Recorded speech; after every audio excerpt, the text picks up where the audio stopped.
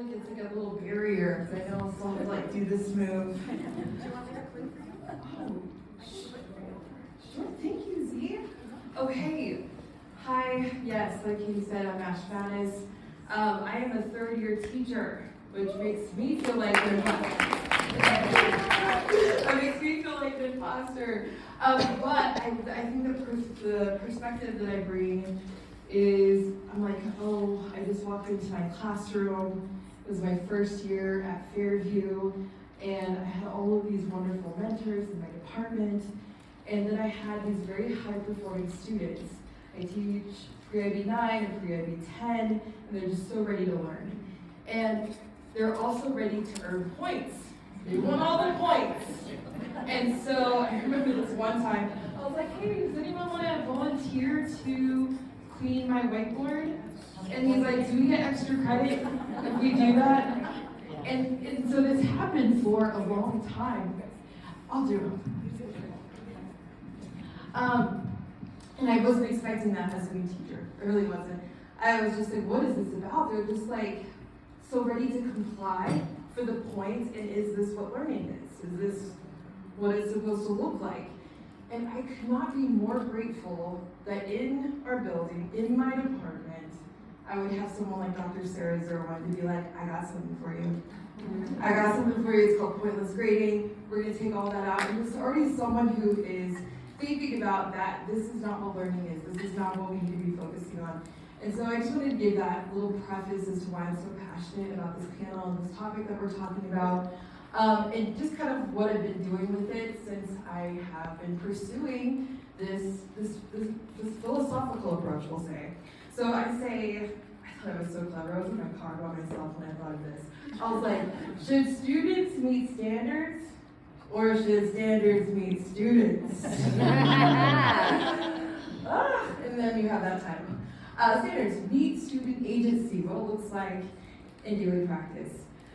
So I believe this came from, I want to say Bavaria. Can I say her name right? Yeah. And so we have identity inventory maps. These occur at the very beginning of the year. They're what students put in the very first page of their notebooks. And this is to get students to think about themselves in a very different way. Like, bring it all, bring it all. What are the things that are going on in your life? And what it does, what I try to use it to do, is to emphasize each student's unique input and output of thinking, reading, and writing. This matters very much, I try to tell them. I try to tell them who you are is literally impacting how you read things, what you choose to write down, and where is that coming from? And if we make it tangible, then we can figure out what that source is, like where those things are coming from. This feels important to me because in the pre-IB curriculum, we have to read very specific texts. We have to write literary analyses. I love literary analyses. But like, how do I make it speak to the student? Just out of protection for my students, I'm just giving you my own identity inventory. I call it the intersections of Miss Mattys. So this is my own model, and what I have students do is just write down their identifiers. So this is kind of like very colorful and overwhelming, and I kind of wanted to redo it so it's more gender neutral for my male students. But what I do is I just put my identifiers on there, and I group the ones that kind of match to each other, right? So we got cisgender, we got female, over here we got married, wife, mom, then that kind of connects to daughter, firstborn, and so on. So now you can kind of group up your identifiers, just so it's easier to reference when you're thinking about how it impacts the way you look at texts. What's really nice too is to stress to students that your identifiers are creators of meaning, right? Like with all of these things that are coming together, this very unique intersection that is you, is creating meaning in your mind that you bring to our classroom that no one else can bring. And I think that's a big part of where we focus students instead of standards. But let's keep on. Okay, so now you are a wonderful, unique, special snowflake, and I love you. And now we're going to do literary analyses. And typically, historically, I would think that that doesn't leave a lot of room for mushy-gushy stuff about who you are and how you feel and all of that. But I found a way. I found a way to do it. Who has heard of say, mean, matter, do? Okay, yay. Okay, so initially that was kind of like, oh, this is the structure of a paragraph. But I decided to use it, turn it into a tool instead for literary analyses, and I'll kind of talk to you about that. Oh, look at this fun typo. We were struggling with the internet, and so we were trying to edit it, but we didn't know what was going to come out. So how we deconstruct textual evidence, what we notice and what feels important, is impacted by our identities. The great thing about what I'm about to tell you is that AI cannot reconstruct this for your students. You have to bring yourself. You have to bring your experiences. You have to bring your lenses. Nothing can do this work for you. And that actually generates a lot of student buy-in. We'll get there. Okay, so right now, actually, we're reading Handmaid's Tale, like Custer said. We're colleagues that both teach pre-IB 10. But before Handmaid's Tale, we were reading Black Boy by Richard Wright.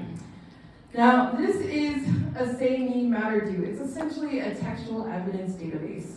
All right, and it has the directions up there. We have say, which is obviously the textual evidence. The mean, which is paraphrase and or close reading of the quotation, like say what it means in your own words, essentially. And then we have matter. And matter is what is the significance of this textual evidence on the text as a whole? Why are you even bringing this up? Why is this being pulled to the table? And then we have do. And I break do down in a couple different ways. Do is what is the textual evidence doing to the text as a whole, or what is the author doing by using this literary device, or what is the author asking you to do? Lots of do's. I use it as an unpacker of textual evidence. Students finding themselves as they identify patterns. And then what I do is I have them highlight key words in the matter and the do. And the trick is on them, because I say things like, oh, highlight key terms.